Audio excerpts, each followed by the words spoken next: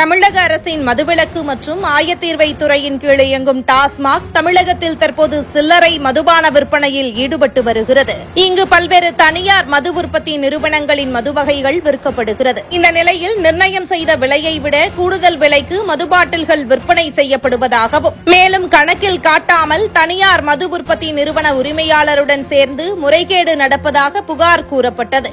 இதனையடுத்து அந்த தகவலின் அடிப்படையில் டாஸ்மாக் தலைமை அலுவலகம் சென்னை, கரூர், கோவை உள்ளிட்ட தமிழகம் முழுவதும் 10க்கும் மேற்பட்ட இடங்களில் அமலாக்கத்துறை சோதனை நடத்தினர். இதனையடுத்து 1000 கோடி ரூபாய் முறைகேடு நடந்திருப்பதாக அறிக்கை வெளியிட்டது அமலாக்கத்துறை. இந்த தகவல் தமிழகத்தில் பெரும் அதிர்வலைகளை கிளப்பியது. இந்த சூழலில் பாஜக மாநில தலைவர் அண்ணாமலை இதுகுறித்து ஒரு வீடியோவை வெளியிட்டிருக்கிறார். உலகம் முழுவதும் மகாவீர் ஜெயந்தி கொண்டாடப்பட்டு வருகிறது. மகாவீர் ஜெயந்தி அன்று மதுக்கடைகளுக்கு விடுமுறை அளிப்பது வழக்கமான ஒன்று. ஆனால் திராவிட மாடல் ஆட்சியில் டாஸ்மாக் கடைகள் வழக்கம் போல இயங்கி வருவதாக ஒரு வீடியோவை வெளியிட்டு பரபரப்பை கிளப்பியிருக்கிறார். அண்ணாமலை தனது சமூக வலைதள பக்கத்தில் அரசு விடுமுறை அன்று கூட கடையடைக்காமல் மது விற்பனை செய்தால்தான் டாஸ்மாகில் பல்லாயிரம் கோடி ஊழல் செய்ய முடியும். மகாவீர் ஜெயந்தியை முன்னிட்டு இன்றைய தினம் அனைத்து அரசு மதுபான கடைகளையும் மூட உத்தரவிடப்பட்டுள்ளது.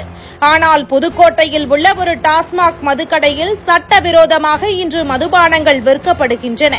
இந்த சட்டவிரோத மற்றும் வணிக நேரம் முடிந்த பிறகும் செய்யும் விற்பனைகள் அனைத்தும் கணக்கில் காட்டப்படாமல் நேரடியாக திமுக அமைச்சரின் பாக்கெட்டை சென்று சேரும். திமுகவின் வசூலுக்கு எந்த இடையூறும் ஏற்படாமல் இருக்க தமிழகத்தில் அரசு இயந்திரமே முறைகேடாக பயன்படுத்தப்படுகிறது.